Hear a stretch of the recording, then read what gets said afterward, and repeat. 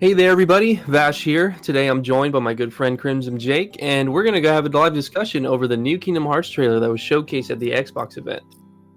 Before we get started, do you want to go ahead and introduce yourself, Jake? Hi guys, my name is Jake. You guys may know me as Crimson Jake from the Crimson Jake channel. And yeah, so I'm here to talk about Kingdom Hearts. So solid. All right, and so yeah, we're both really big fans, and we just had to have our own little like thoughts out there when it comes to this trailer because it's not a long trailer and it doesn't show anything too crazy, but it kind of does. Like there's moments in there. If you're a longtime fan, you definitely see things that you weren't really expecting or you've been waiting for. And Right. so for you, Jake, like what was something that stood out to you? Like what was something that like out of the whole trailer, what was probably your biggest takeaway? I think my biggest takeaway, like the thing that kind of made me raise an eyebrow the most, was the location where Sora and Chirithy is, or Mm-hmm. are, I guess. And then later in the trailer, like right before the cinematic cutscene with Axel and Kairi and Riku and everybody, it shows Sora up in this area with the clouds and stuff. That I think is probably the number one thing of the trailer that I'm most interested about, because I see a lot of speculation and stuff about what exactly this place is, and I see a lot of people say that it's just a world, like it's still the Winnie the Pooh world, and I don't Mm-hmm. think that makes a whole lot of sense. But we'll get into specifics here in a minute. So yeah, what about you? For me, even though it's something very simple, it has to be finally, my favorite organization member is back. Demix, my boy. I'm so happy. I mean, I'm happy and I'm sad. And I don't know if you want to get into it right away, but we can all tell he's got yellow eyes. Yeah. And it's just like what's surprising to me when I see that is that's the first thing we look at whenever we see a character that's like returning or a character we haven't seen in a while. Everyone's always like, "Oh, is he Norded?" Hmm. and and the thing that's weird to me is that usually, at least for me, when I see that eye color, I feel like they're kind of under the control of him in a way. But in the trailer, it seemed like he was acting his same old like snarky like, hey, I like it this way and you're not doing that, blah blah. And so it seemed like he had his attitude there, but he just had yellow eyes. So Yeah. I don't know exactly what they're going for it because whenever this whole thing started where like Axel came back as Lee and stuff like that and everyone was like picking their side, I never thought Demix out of all the people would be one of the 13. Right. Yeah, that's in terms of like being Norded and stuff. I think that we did see a little bit still of that of Zigbar or Brayag, however you want to pronounce his name. Because Yeah. he's always had this like cocky, attitude to where he knows that he's not the big man, but he likes to emphasize his voice as if he is. And like even at the end of Dream Drop Distance, when he reveals himself to Sora and says, "I'm already half Xehanort," he still has that sense of cockiness and that pride. Um, True. which I think does kind of still lineate that just because they're Norded doesn't mean that they're like mind controlled, if that makes sense. But I do think that for a few characters specifically, like whether you're Norded or not, you can be influenced by darkness. Like we see that with Aqua towards the end of, or not the end, but towards I think the middle part of like 0.2, when Aqua's dealing with all the mirrors and all the different alternate versions of herself. She Mm-hmm. acts really depressed. And then even from the scenes that we saw of Kingdom Hearts 3 with Aqua, when she's being mean when she's being mean to Riku Yeah. and Mickey, and then we know that she has the boss fight with Sora. We saw that from live footage from an event a few months ago, I think. So I think there are a few examples when darkness can influence and manipulate one's characteristics and personality. But in terms of being Norded, because that's another thing to think about, like, is being Norded just having the yellow eyes and stuff? Because we can see Terra, and we called, Terra at the end of Birth by Sleep Terra Nord, but that's Xehanort in Terra's body. So is it really Terra being Norded, or is it just Xehanort? Is it just yeah, that's another extension. And I feel like to a degree that you can say that he's Norded because we still have Xehanort. He's still going to be a prevalent force in his own entity, and like Yeah. I just feel like I understand where you're coming from though. Like it's not to the extent as Terra when it comes to like maybe like them in this Yeah, example, like but completely possessing his body. yeah. Yeah, that's But Terra. yeah, so that was my big takeaway. I mean, I just love the character in Kingdom Hearts 2. I thought he was funny and great. And then even though 358 wasn't like the best thing ever, I did enjoy that it kind of gave it gave those moments to these characters that you usually didn't get. And Right, so like yeah. those days where you went on missions with him with Roxas were like fun to me. So Yeah, that's my biggest takeaway. Now, this is a bit off branch, but yeah, that's my biggest thing for Days, is that it adds more character and depth to the relationship between Roxas and all the different organization members. And even the ones that he didn't get along with, it still added personality to those characters. Like Zaldin, for example. Like yeah. I think the way that Zaldin acts in Days is really cool to his character, because in 2, he only has a few voices of dialogue when he's battling. He was just like a yeah. complete jerk. He's Exactly. Yeah, when he's manipulating man. Beast and then battling Sora. Yeah. Mm-hmm. So Days, I like Days for the fact that it adds just that sense of casualty. That fun to the characters and the relationship. Because a game that's lore heavy doesn't need to do that.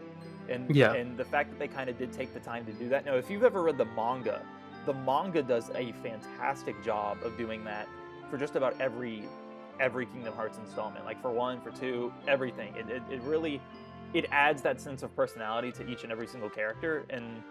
And even though that Days does a good job of that, like the game Days, imagine how that is for the manga. Like all the characters. Yeah. But I actually own the first manga, but I never, and I own Chain of Memories too, but that's the only I only got Chain of Memories because Riku was I wanted to see more about him, and they did a great job with that too. Reverse Rebirth. Yeah. Sweet. Yeah, I think I have the first 2 or 3 volumes of Kingdom Hearts 2, and that's it. So I guess we'll go ahead and start with Winnie the Pooh, since it seems to be the most like pronounced world in this trailer. Yeah. I for one, I always liked the Winnie the Pooh stages, because they were kind of like a break point from the constant like formula that you were given of just go to this world, find a keyhole, and like fight a boss and blah blah blah. Right. And Winnie the Pooh was a little different because it wasn't straightforward, and sometimes it was great because you would finish what you needed to do there in just like 2 mini games. Yeah.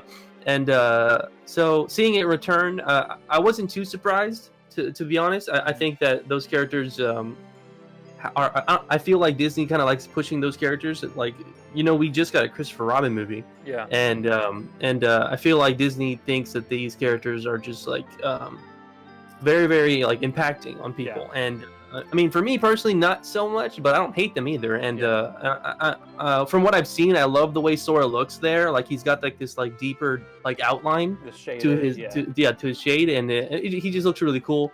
Mm-hmm. And then we also get brief moments of the Keyblade in action, and the Keyblade looks crazy. Yeah. The little like bumblebee that like explodes into honey like looks so insane. Mm-hmm. Yeah, for the Winnie the Pooh segment itself, it kind of has been a staple in just all the Kingdom Hearts games, even not the main series ones. Like, I don't think, because it wasn't dominant in Chain of Memories, it wasn't in Days. I want to say it was in Birth by Sleep, but I don't think you actually visited it. I think that you had to find the book and give it to Merlin. I think that was the mission in Birth by Sleep. I think that sounds right. And then I don't think that there was anything in Recoded. I don't think I ever finished Recoded, or if I did, I was probably I finished Recoded, but yeah, that game, that if there's any game you need to skip, it's that game. Yeah, agreed. And it obviously wasn't in Days, so yeah, it's been more dominant, in Kingdom Hearts 1 and Kingdom Hearts 2. I think in Kingdom Hearts 2, the setup that they had for it, that like, the Heartless stole the pages again, and Pooh's lost his memory. I thought that was a little bit annoying because through everything that you've gone, through the trouble that you went through in the first game, of finding all the pages, and then in the second game you have to do the same thing. Doing the same thing wasn't the problem, or at least in my opinion. It was the fact that only Pooh was affected. Like, everyone else remembered, but Pooh. Yeah. So, and yeah, I mean, that wasn't like a bad thing. I just thought that it was a weird takeaway. But in this trailer, it seems like that Pooh recognizes Sora, and so do the whole cast, you know. And the way that Sora kind of talks to Pooh too, it makes it seem as if like Pooh remembers that he forgot, and he feels kind of bad for it. And and he just doesn't want the same thing to happen again. And so Sora's reassuring him that, you know, that he'll always have a connection to Sora and stuff. But another thing that I did notice is that Lumpy is amongst the cast and crew here for the Winnie the Pooh characters. Yeah, they brought him in. But Eeyore is not. That is true. I'm not sure why I have yet to see Eeyore. Yeah. I mean, he might have. I mean, what I think is maybe that he might have like a standalone moment where, like, you know how they like to portray Eeyore. So maybe he'll be stuck somewhere, and he's like, "You guys go on without me, I'll be fine." And then like that's like you won't see him again. Like I feel like maybe that might be a good reason, but besides that, I'm not too sure. I've heard this crazy conspiracy theory, and there was actually a fan animated thing a while back. I think I know where you're going with this. Yeah, of Norded Eeyore. I think of Eeyore Nord. You're too late, Sora. I absolutely loved that. That fan-made trailer. It was great. I wish it were real. I mean, I know it won't be, just because, you know, Winnie the Pooh isn't this big world and everything. But yeah, it would be really. I think the concept of just Xehanort infiltrating the 100 Acre Woods book is weird. Yeah, like, definitely. Like, how much power do you think you could gain from these creatures? Like, I mean, that they're gonna add to your, like, you know. Yeah, to your arsenal of 13. 13 vessel. I think if he were to do that, not that he will, but I think if he were to do that, it would be in a similar vein of Toy Story, because we know the whole goal of young Xehanort being in the Toy Story world is to learn how hearts are affected there, because toys apparently don't have hearts. So like, do they grow hearts in order to have, you know, a relationship with their owners? Like that, I think that's the kind of thing that that young Xehanort's there to watch and to research. While he's inflicting pain on every single toy there. But I think that if Xehanort or any of his, you know, 13s were to go to the Pooh book, it would be for a similar purpose, you know, of having these fictional characters, these fictional items like the toys, you know, connect to real people, you know, like Pooh to Sora. True. But yeah, that's a very interesting way of going about it. I didn't know that was the reason why he's going to Toy Story. Yeah, they young Xehanort had mentioned, and it was either in one of the trailers or it was in some live, you know, gameplay footage, like from Jump Festa or something, where young Xehanort says, Sora asks him why he's here and why he's doing the things he's doing, and young Xehanort says, "There's something in this world concerning hearts that we must learn about." So, which is weird, because like, if Xehanort has his 13 vessels, then what more does he have to do? Like, true. Why does he have to research all these different, you know, methods about hearts? Like, it's cool to know, but if you already have your 13, then you're set in stone, buddy. Like, you don't need to do it. You're done. Yeah. And we know that all 13 are there because of Dream Drop, right? Whenever the Riku's like down and out before Mickey shows up, all of the 13 pop up, right? We know that then, but we didn't know who all the 13 were. Now we know who they all are, and we know that at the end of the Winnie the Pooh trailer, if you count all the people on the huge, like, it's not really a pedestal, but if you count all the people in the Keyblade graveyard that are on top of the huge monument, there's the 13 people there. Well, there's 12, and then there's Xehanort. So that's 13 in total. So the next scene after Winnie the Pooh is when Hayner dropkicks Ansem. Yeah, we have to talk about that. So first, before we get talking to what he's doing, let's talk about, how do you feel about their redesign? Oh, like their outfits? Yeah. I think it's weird. I mean, it's okay, but if you notice, like Hayner, not so much Pence, but Hayner, Olette, and Sora, and Kairi, and Riku, they all have like this plaid to their clothing. And it's really weird, because like every character, aside from Riku and Kairi, have this red plaid theme going on with their clothes. Like, it almost makes me think like they're trying to implement clothing into the game's lore. And they did that in Dream Drop Distance, you know, with Riku having the Dream Eater sigil on the back of his jacket. Yeah. And they were like, and then they explained why the sigil was there. And I can kind of see where you're getting at. And, you know, they actually just announced the clothing line for Kingdom Hearts, and they showed Sora, like, you know, showcasing his jacket and stuff. So with the it's Nomura like illustration. Yeah, and so like I get where you're coming from, but I can tell like I also understand that you said like that plaid that like certain like it's like right by Sora's like collar, I guess, on his jacket. And the way I can kind of pinpoint that to the series is like I feel like that little checkered that little like checkered style has stuck with me when it comes to Kingdom Hearts, and it's like they Really? did a good job of it because like even if when you look at the new bundles on PS4, like Yeah. it has that like black and white checkered like Yeah. separating the stories, and then like Roxas had his like little wristband and like Yeah. and so I just think either they just really love checkered like plaid sort of styled clothes, or it means something. I don't know. I hope it doesn't mean anything because I'm Kingdom Hearts has a reputation of making stuff up as it goes along. Yes. And the clothing thing from Dream Drop Distance is more than enough proof of that. I really hope they don't do it again. Mhm.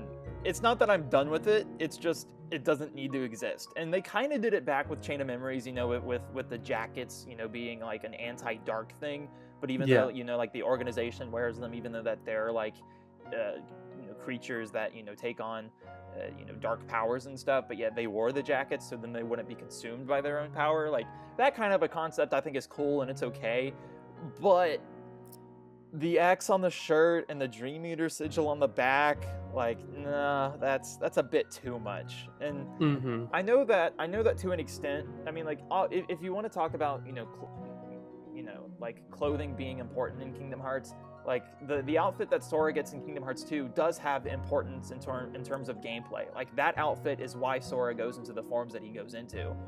Exactly. Yeah, like if you somehow like ROM the game or like, you know, hack the game to where you can skip that cutscene entirely, you won't unlock drive forms. You just won't. Like now, I don't know if the game will crash because you know how you unlock drive forms like at a certain point in the game. Like I think after you do the Land of Dragons, China, you get Wisdom Form or something.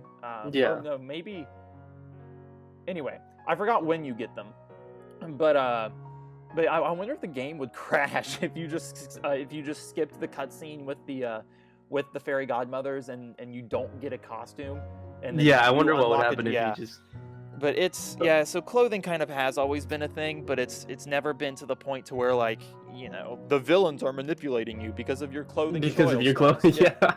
Yeah, and so when it comes to like Hainer, Pence, and Olette, it's just I think the Kingdom Hearts community in general, like everyone was wondering what is Riku gonna look like, and I think that's as far for me personally. That's as far as when it comes to like the redesigns is like. I always want to see what these characters look like now, and if they like looking different, or if they aged, or if they, you know, all that stuff. And so, hey, I think the crew looks okay. I think they look a little. I think their color scheme is a little darker than I would have wanted. Yeah.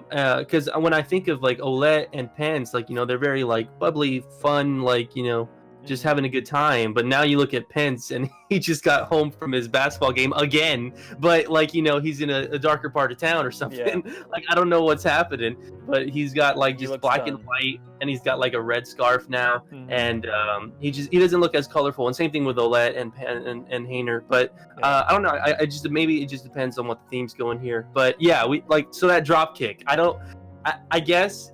If I were to place a prediction on what he's doing in this cutscene, it's like he gathered like on his own, because Hainer, you know, he's not a dumb guy. Like he was still like the runner up when in the struggle competition and all that other good stuff, and he's got a lot of heart. And so I feel like him on his own, he could probably like piece together what happened with his world and like all this other stuff. And so he probably knows like these people aren't good, and this is just Hainer's way of showing like, you know, get out of my town, like, you know, you're not welcome here. You don't belong here. Yeah, you don't belong here. Exactly. And so I just think that he's probably like, it's probably going to be a very simple, like just an apparition, and he's going to phase right through it as he drop kicks him. And I just think it's a cool shot, and it's a standout moment in the trailer for sure, because everyone's just like, no, Hainer, you're gonna get hurt. What are you doing?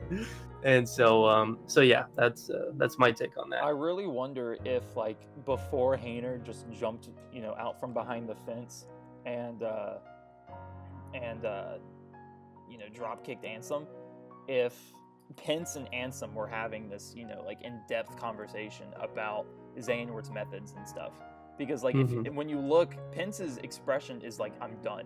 But Yeah, he's like lifeless. Yeah, but he doesn't seem like he's, like he's had it. Like, physically, his hand isn't shaking. Like, he's not raising his fist in the air. He just looks like he's having a normal conversation with Ansem, and Ansem almost looks like he's filled with, like, either annoyance or remorse.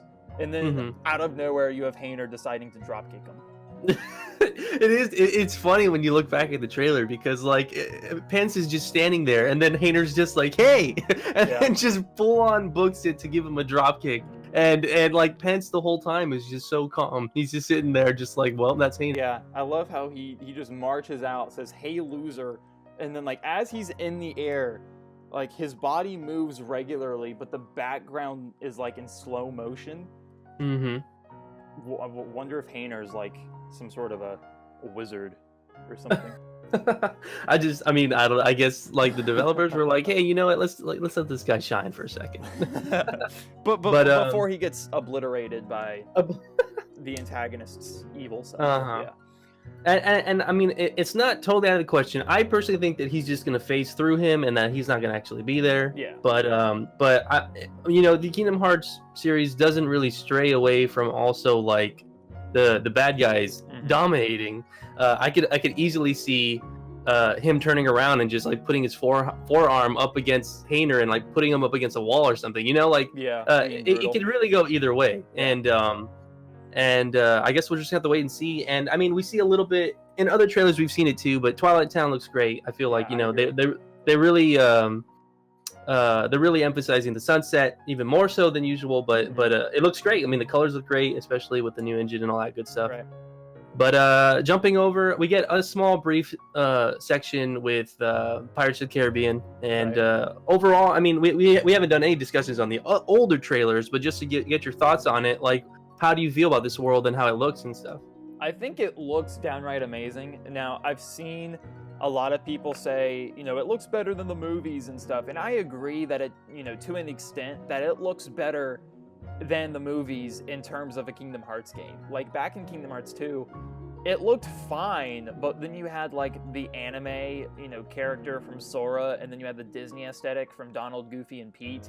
Like, it didn't blend well, and it really stood out. But for Kingdom Hearts 3, everything looks like it fits, which I think is downright amazing. In terms of the movie itself, like, comparing the cinematics of just the Pirates of the Caribbean world in Kingdom Hearts 3 to the shot-by-shot, comparison of the movie itself, I think that the movie does look better just because, it's live action and it's been professionally, CG'd and stuff. But in terms of a video game, I think it's the best that it could probably look.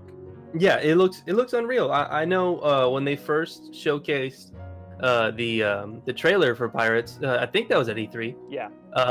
It shows Sora on the little raft, and I always I feel like Sora's outfit for that world looks amazing. And like you said in Kingdom Hearts 2, I feel like they did the best they could when it comes to like an anime character showing up in a Pirates of the Caribbean, like real human world looking place. Yeah. Because they gave him they gave his clothes a darker tone, and like he wasn't as like bright in that world. He kind of fit in just to an extent. But I have to say, when I saw Sora with the little hat, like the little pirate hat, I was hoping it was Treasure Planet. Oh, really? I know everyone can say, "Oh, Disney wants to stay away from Treasure Planet because it didn't do that great." But like, there's a whole video showing why Treasure Planet didn't do great. But that movie is amazing. It's it's tied for my number one. Yeah. That one or Aladdin are like my number one. And so Treasure Planet's a great movie, and I wanted it so bad for this because it would be perfect. Like John Silver as a mini boss, a Solar Surfer level where you're running through like lava and stuff.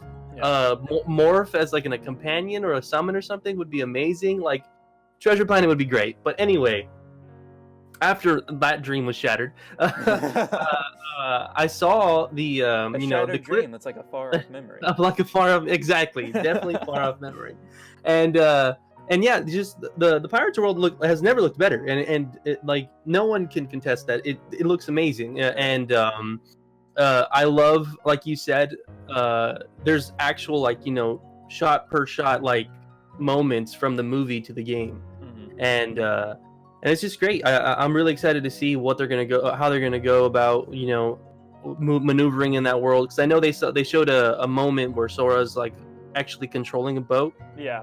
And It's all like that stuff. Assassin's Creed, yeah. Yeah, it definitely looked like Assassin's Creed, because I love Black Flag and it looked just like that.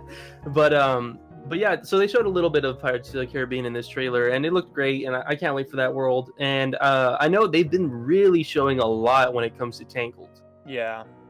And I love the Tangled movie. I felt like it was a really short movie, but I loved the movie, and I like that they showcased the paper lantern scene, because that's probably the scene that stuck with a lot of people, not just Kingdom Hearts fans. Like if you're a Disney fan and you see that scene, you're like, wow, like that looks just like the movie, and it's a beautiful scene. So I'm excited to see how it goes. It looks like they're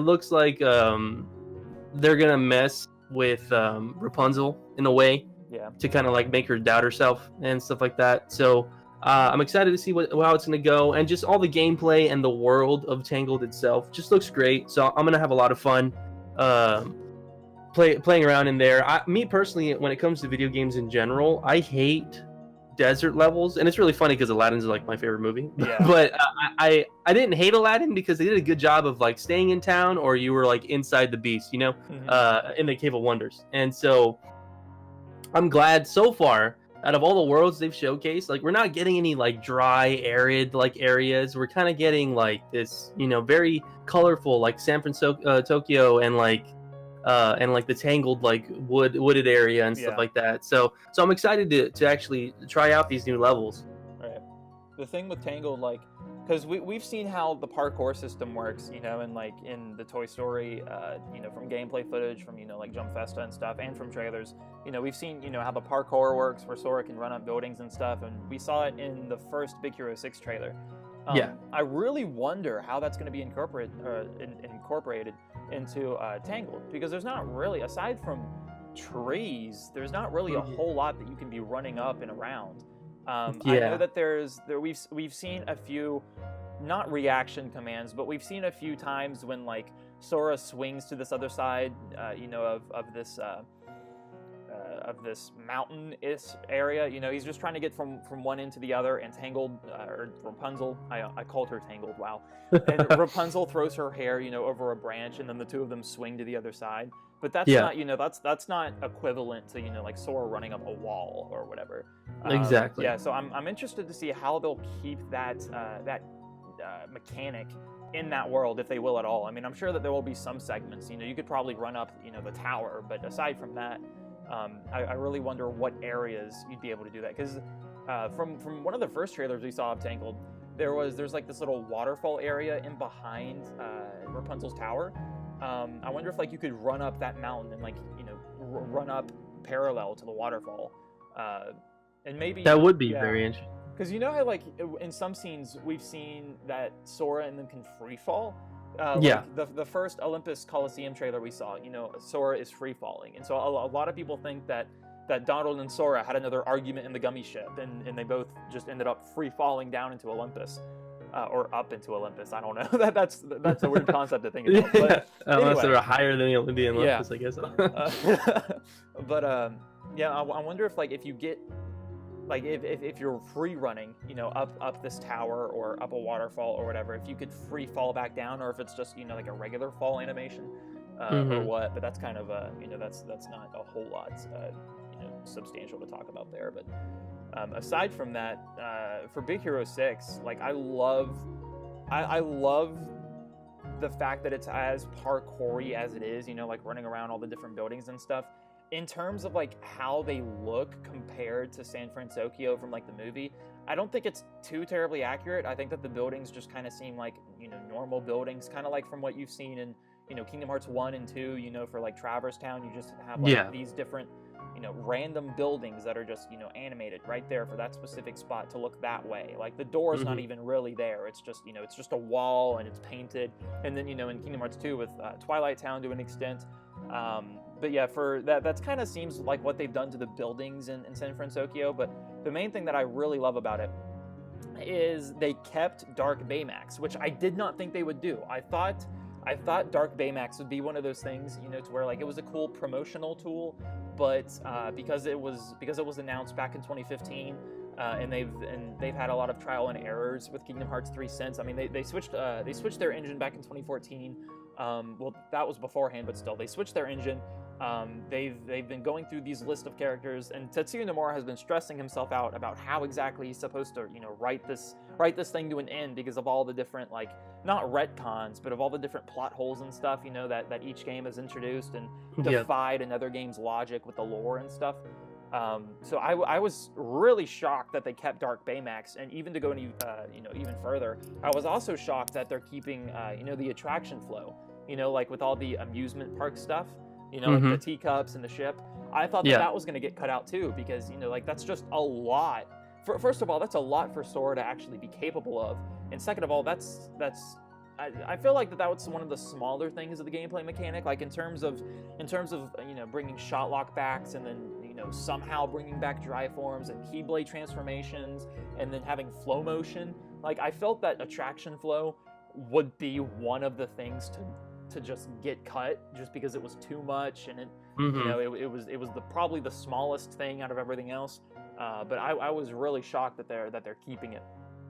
Yeah, I mean, I feel like to a point, like once the E3 demo started pouring out, and then we saw like the ship and all that stuff, I felt like it was pretty certain that they'd be in there, and I totally agree with you. With like, it's surprising that they're doing so much. Like they're like, Sora is probably the strongest iteration of Sora like we've seen, and I feel like from what I've seen of trailers and like feedback videos and all that good stuff, a lot of people had the issue. The only issue they had with the attraction like moves that Sora would do was that either they came up too frequently.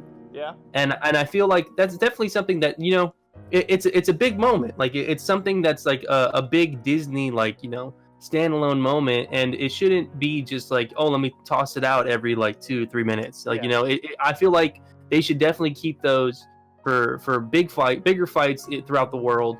And if they minimize on them, then maybe it won't be so detrimental to like the overall feeling. Right. And so I think maybe they should do that, like keep the attraction moves to like one per world or something.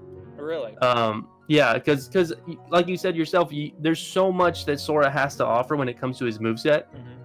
And then we're not even like, each Keyblade has their own individual like special, and like you have, and knowing that you can switch Keyblades on the fly, like you pretty much can just and their full transformations, yeah, and you can mix and match exactly how you want to play out your like your game, right, with all the options you're given. So I feel like for something like this, like these attraction like moves or whatever, I feel like they definitely should minimize like the times you can use them, and that would be the fix for me. But overall, like I agree with you when it comes to the Baymax thing as well. I didn't see it being like lasting this long, but I'm glad it did, because I think it's a cool little thing, and it hits home with Hiro and Tadashi and stuff like that, and you can kind of get connected to that character that way, because Baymax is his connection to his brother, like, and he lost his brother, so like it's a strong feeling for him, and then it'll give Sora enough reason, like, hey, like, I want to help this guy. And I mean, not that Sora needs a reason ever. Like, he can literally just jump into any problem. He's just like, oh, you're dying over here. I'm here now. Like, I'll be taking care of you now. And so yeah, Big Hero 6 is another world I'm really looking forward to. I think the aerial battles that we get shots of when you're riding on Baymax look amazing. And it's just that world looks like it's going to be so dynamic. Like, just the fact that you're going to be riding around on Baymax and you see this like big world around you, like flying by, like it just looks like it's going to be a lot of fun, and very, very ambitious for like when it comes to a world. Same thing with Toy Story. Toy Story kind of gave me that feeling of like, we're in this toy shop or in this like a store, and it just looks so crazy that there's so much to do in that store. Right. Because when that was like, I mean, it has nothing to do with Kingdom Hearts, but like that was the big selling factor for Dead Rising for me, because you were in a mall and you could literally go to any store in the mall, and it was such a fun time because like, oh, I want to go over to this clothing store and get this clothes, but then, oh, look, down here, there's like a weightlifting store, and I can just grab dumbbells and throw them around, you know? Right. And so when you're in a toy store, you get to walk in every little corner and see all these different like toys and different things you can interact with. And like even that one section where you like grind up the rails to get to the top area. It just looks like a fun time. So I really think that they're blowing it out of the park when it comes to these like world trailers. And a lot of people can argue like, oh, I don't want to see any more trailers. Like I'm done. Like I'm not like, you know, I don't want to spoil it for me anymore. But that was never really like what for me after all these games, the spoiler factors are like seeing someone die or seeing someone like or seeing you know, seeing actual. I think the only one spoiler thing that got to me that I was like, man, did I really need to see that, was probably the Sora Aqua fight. Yeah. And that was probably the only thing that was like, oh man, I don't want to see that, blah blah. But I ended up seeing it anyways because I can't help myself. Yeah. Agreed. But yeah. But I guess moving on from that, we can maybe dive back into a little bit of what the overall like ending. What's like your ending feeling from after watching the trailer? Like, how did you feel it, you know, showcased what it wants to showcase? Like, did it really portray like did it entice you, or did it like just raise more questions? That's the thing. Like, you know, the debate of whether or not, you know, they're showing, you know, too much in their trailers has been a thing all throughout this year, and I do think that they are showing a bit too many trailers. But again, the game is also right around the corner, so they're trying to promote it as much as possible. And the trailers, I mean, aside from, you know, anything big, you know, like the Sora and Aqua fight, and, you know, seeing a few of the characters who are Norded, like, and those are, you know, considerably spoilers because we didn't know who they were prior. I don't think that they've showed too much. I mean, because the worlds at this point, you know, being a Kingdom Hearts fans, the worlds aren't spoilers, you know, because that's like playing the Mario game and then, you know, not knowing that World 2 is the desert world, or, you know, like it's not a spoiler. I mean, it is cool because, again, we didn't know it beforehand, but, I mean, like, we didn't know what the worlds were in Kingdom Hearts 2, we didn't know what they were in Dream Drop Distance, but that wasn't the overall narrative, so that's not really what a whole lot of people were concerned about. And I know for some people, you know, the Disney worlds and the Disney levels and how they incorporate to, you know, the battle mechanics is their drive to Kingdom Hearts, rather than, you know, having to deal with Xehanort and everything else. They just love the Disney aspect of it, and that's cool, because, you know, that take of Kingdom Hearts is a much more innocent take, because, you know, they don't have to worry with all these different plot points and stuff, which I think is cool, and I think that's fine. But yeah, for the majority of them, I think that they have shown too much trailers, but I don't think they've shown too much off in content, because the only thing that they've really shown is just the worlds. Like each trailer, or the majority of the trailers have been labeled after, you know, the worlds. Like we had the Toy Story trailer, which was called the Toy Story trailer. We had the Monsters Inc. trailer, which was called the Monsters Inc. trailer. We had we have this one, which is called Winnie the Pooh, and then we had the Big Hero 6 one. I can't remember if we had one for Tangled or not. Did we have one for Frozen? No, because that was E3. Okay. Yeah, so that was just called E3. It may have been called Frozen as like a subtitle, but it was dominantly the E3. And that's why I'm surprised that like when it comes to the trailers in general, I feel like they pushed Tangled more than Frozen, and I feel like it should have been the opposite. Like they should be, really pushing. Well, I feel like I don't think the reason behind it is because, you know, Frozen's so popular and Frozen, you know, and people are sick of Frozen, because I don't think Frozen was ever really as annoying in Japan as it was here. I mean, I don't know that for a fact, but I mean, maybe Tangled was a bigger successor in Japan, and then that's why they're promoting it as much. But yeah, I do agree that they're promoting Tangled quite a bit. But in terms of like you know, overall and final thoughts, I think that this trailer, it didn't leave me with too many questions like the other trailers did. You know, like, well, who are all the Norts? Because now we know who all the Norts are. Why is Aqua bad? Why is Maleficent and Pete in Olympus? Why is Luxord in Pirates of the Caribbean looking for the box when that's what Pete and Maleficent are doing? Like those kind of things. is what piqued my interest. And the only thing really that this trailer really, made me raise an eyebrow for was the scene where Sora is talking with Chirithy, and he's in this huge cloud area. And I think, as I said in the beginning of the video, a lot of people are saying, oh, well, that's just Winnie the Pooh. I don't know what leads people to believe that, but I honestly think it's probably the segment before we go to Vince Hart, because we know from the last trailer we got, which was the one where we saw Terranort for the first time. We know that Sora visits Vince Hart, and we also know from the Kingdom Hearts Chi series, which I regrettably follow, that the Keyblade wielders have their own personal Chirithy, or at least the ones during the Keyblade War did. Ventus, and so was Marluxia, except Marluxia wasn't a Keyblade wielder, was among those people. So Ventus has his own Chirithy. So a lot of people are thinking that this is Sora connecting to Vince's Chirithy within his heart, and he's trying to reconnect with Ventus, and he's trying to wake him up. Because, if at the end of Dream Drop Distance, when you're playing as Riku and you're trying to save Sora, you have to collect all the Soras. Well, that's exactly what Sora is doing, and towards the end of this trailer, where he's diving through this huge cloud area, and he's trying to collect all these different versions of himself. Aside from Vince Hart, I thought it may have been Kingdom Hearts, like Kingdom Hearts itself. But then I was like, is Kingdom Hearts really just going to be like this heaven-looking place? Like, is it just going to be this cloud area? Like, really? Like, that's cool, because now we know what it is. But then I put 2 and 2 together, and I was like, well, a Chirithy wouldn't be inside Kingdom Hearts. There wouldn't be 1,000 different Soras. That makes no sense. So ultimately, I think it is Vin related. I think it's related to to Sora trying to wake up Ventus. Because if you also look, Sora doesn't have his allies with him. Goofy, Donald, or no other characters are there. And the HUD, like the command menu, it's not themed to be a systematic world. Which is another reason why I was weirded out by a whole lot of people thinking that it was Winnie the Pooh, because Winnie the Pooh has a command menu style. When I definitely don't think it's Winnie the Pooh. Like, I don't know, I really don't know how people are like you said, I don't know how they're bringing that conclusion together. Right. But it definitely looks like it's going to be a very pivotal key point of what's going on here. And I like how you jumped from that scene to him collecting himself, like all the different versions of himself, because it's hard to say that this is Winnie the Pooh. Like, I really don't know how people are bringing that together. Yeah. But I mean, that's a really good a theory going on there, and I want to agree. Like, I feel like he's definitely trying to jump into someone's heart there, and especially seeing like you said, that little mechanic of him like free falling. It just looks like something straight out of Dream Drop, and yeah, I'm hoping that that's the case, because we need all the help we can get. Right. Yeah.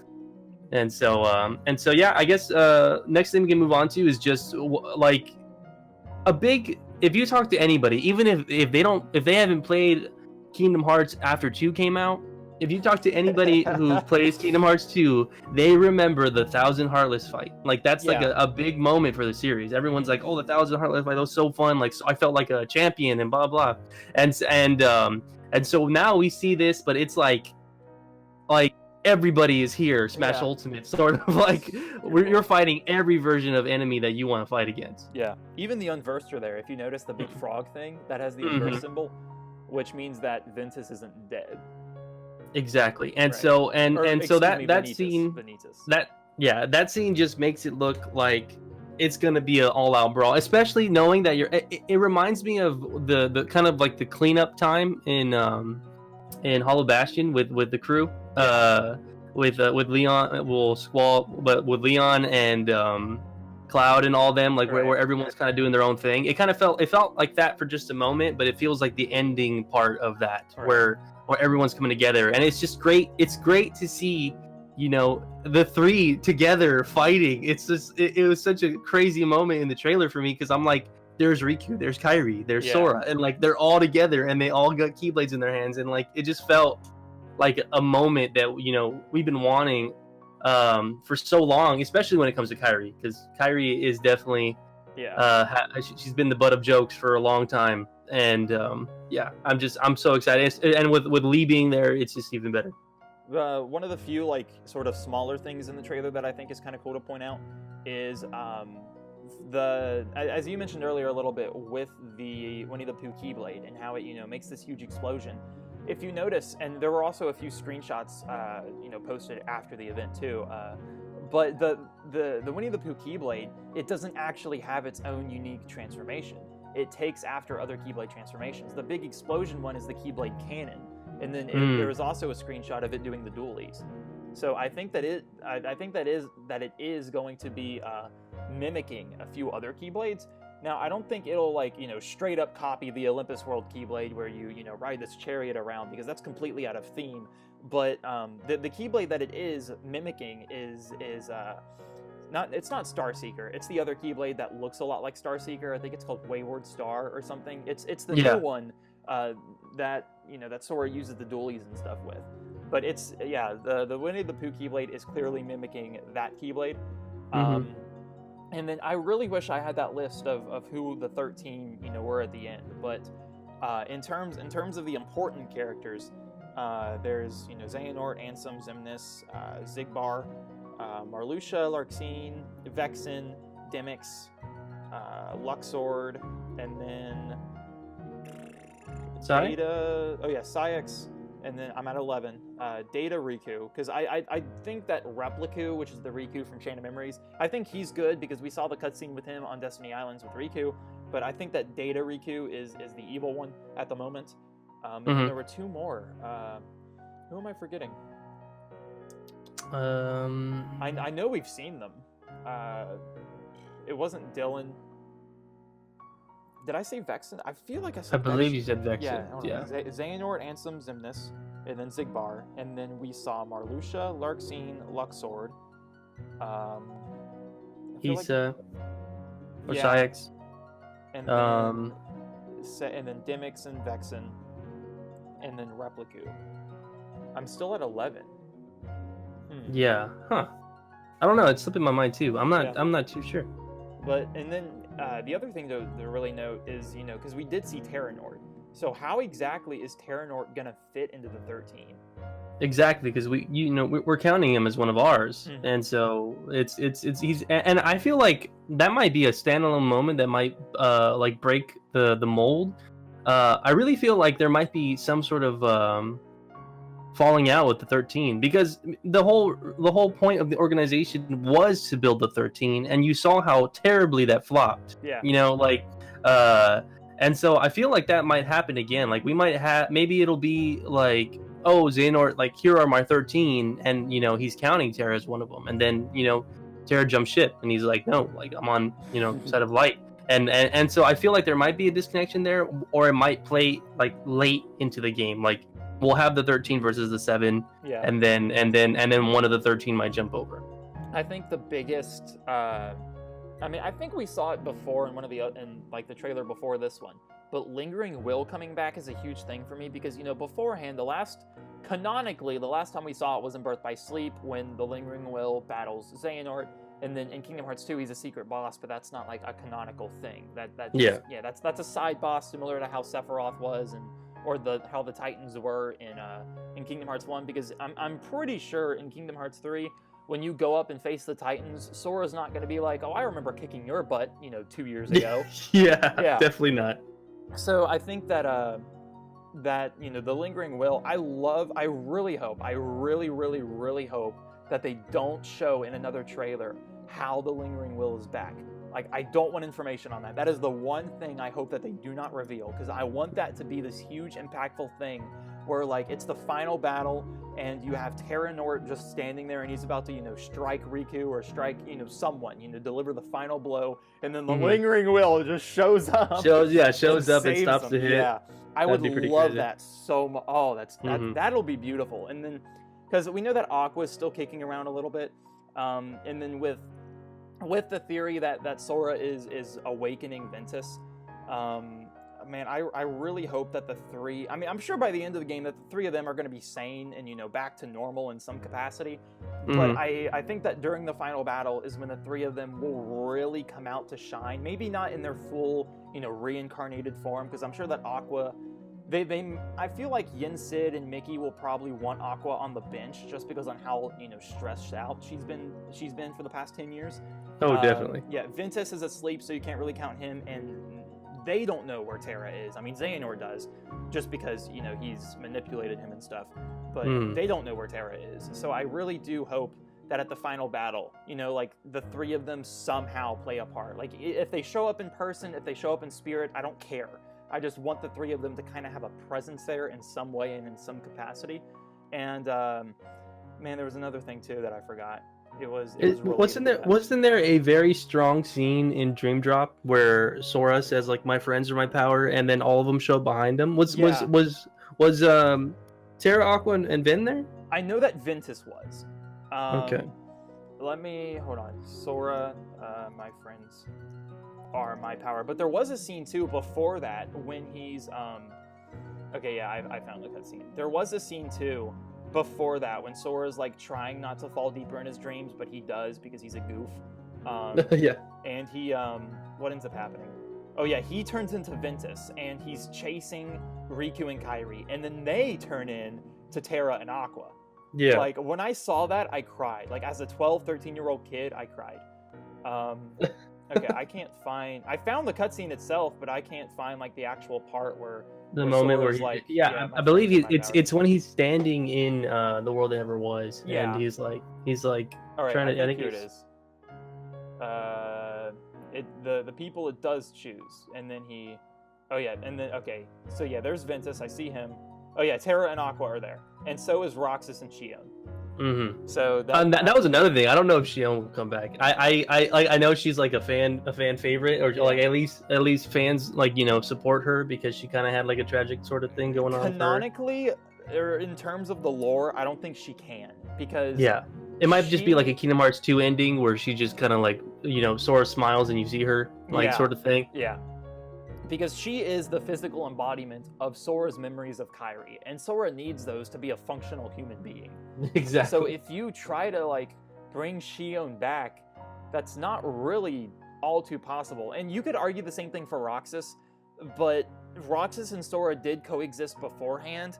So, you know, the fact that Sora is a unique case in terms of being the first that we know of person to coexist alongside their nobody, because Xehanort doesn't do that. The only reason that Xemnas and Ansem are around is because young Xehanort time traveled, got the two of them, and then they time traveled to the events of Kingdom Hearts 3. Yeah, so that's the only way that he has his people there. Yeah, exactly. So Xemnas and Xehanort aren't coexisting. It's just the fact that, you know, that they've time traveled, and because they're different versions of themselves. But Sora and Roxas have before. They did throughout the entirety of Chain of Memories, throughout the entirety of Days. Well, those two games took together at the same time. But anyway, through the entirety of those two games, and then you could say that they technically coexisted as Sora was sleeping, because, you know, he still was a physical embodiment, you know, while Roxas was kicking around. But even towards the end of Kingdom Hearts 2, when Roxas challenges Sora, granted that was within Sora himself, but, you know, that was still Roxas re-emerging and wanting to be his own person. Yeah. So him coming back, I don't think is going to be as big as a oh no kind of thing. That breaks the lore because you know, it's happened before. But Xion, on the other hand, is probably not as, you know, likely. And then we know that Pince and Ienzo, or Ienzo, however you want to pronounce his name, that they're trying to figure out a way to bring Roxas back using the data of Ansem's Twilight Town, which I think is strange, because like the Roxas that was in that Twilight Town is in Sora.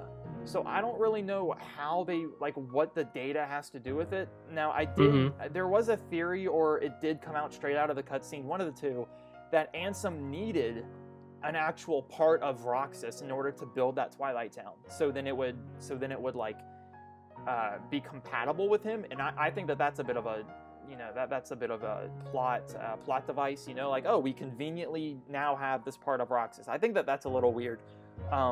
But yeah, so there's this whole theory or thing to where, like, there is still a part of Roxas within the data of that data Twilight Town, which I think is weird, but I mean, it's whatever at this point. But I think that if they're pulling Roxas's data, then that kind of shows to me that they're not trying to bring Roxas back, that they're trying to do some sort of a data Roxas thing, which I think is weird because that wasn't recoded.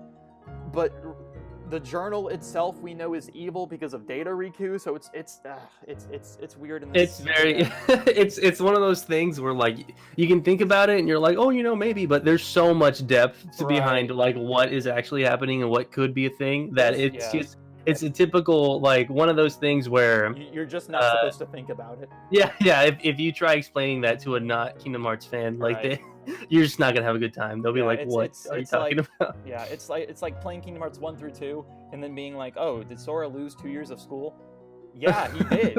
He actually did. Like that's a thing that he's going to have to do after his journey. But that's not something that you're supposed to think about because it's not important. Is his dinner still there at the island? Is his dinner cold? Man, his mom's gonna ooh. But there's that. Yeah. I also think it's crazy that they never mentioned his mom, but they decided to have her in the first. I think it's just one of those things where they're like, "Why did we do that?" Yeah, I think that's one of those typical, RPG things. Well, we have to have a sense of realism to it, and then they cut out realism at the end of all realism was thrown out the window with Chain of Memories. That's when things were like, my mom, who the person who gave birth to me, I don't remember her. Yeah, even when Sora's just like, oh, I like, I gotta go on. I gotta, do it for my friends, not my family. I'm doing it for my friends. What is this family you speak of? Yeah, but all right. I mean, we hit a lot of good points throughout the entirety of the trailer, and pretty much as we got to close it off on just what do you think is gonna happen with because we do have some information. We don't know if it's true or not, but actually, you said that the director actually came out himself and said that another trailer's coming, right? Yeah, there's Tetsuya Nomura said that we were getting another trailer after the Winnie the Pooh one within the month.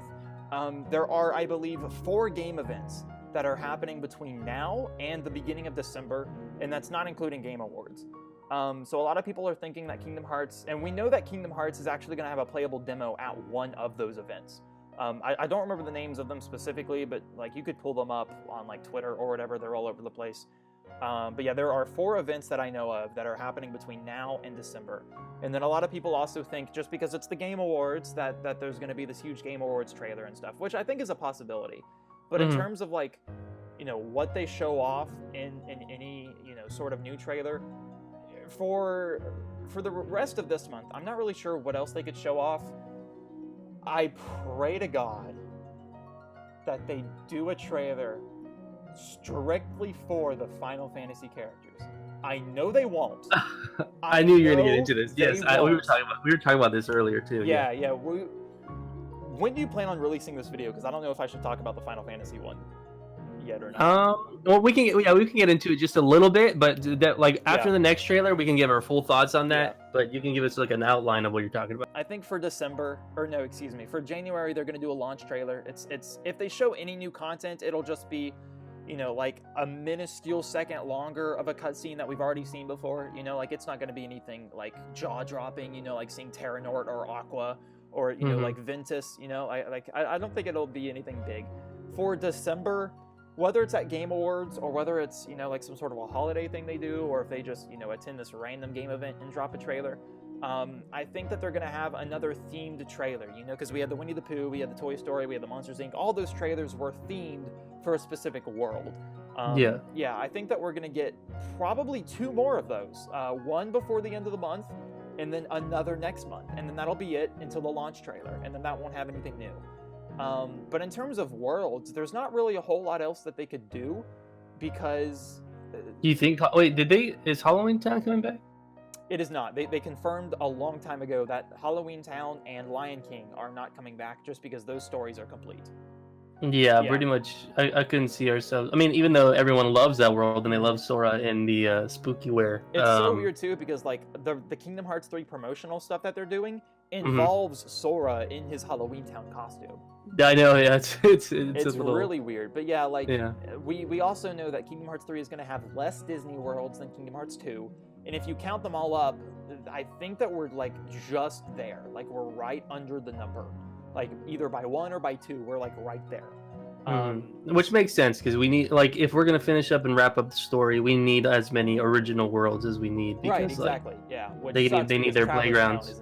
Traverse Town isn't a thing anymore. But yeah. So like for those themed trailers that I think they're gonna do for the two more, I don't know whether or not they'll be world themed, because I think that we've kind of already gone through all the rest of the worlds. There may be one more world, like one more Disney World. There might be, but I think one of them might actually be themed Final Fantasy. And if it is, I think it'll be the December one because that's the last one. Yeah. If they show Final Fantasy off in any way, I think that's how they're going to do it. And then the one that we get at the end of this month, or by the end of this month, is going to be, the last Disney World, or it'll just be, somehow Disney themed, like the Summons trailer, and it shows all the summons, Yeah. I think that it'll be themed to a specific Disney attribute, or maybe, attraction flow. But yeah, and then I think that next month, if they show Final Fantasy, not that I think they will, but if, it'll be a Final Fantasy themed trailer, and oh my god, that'll be good.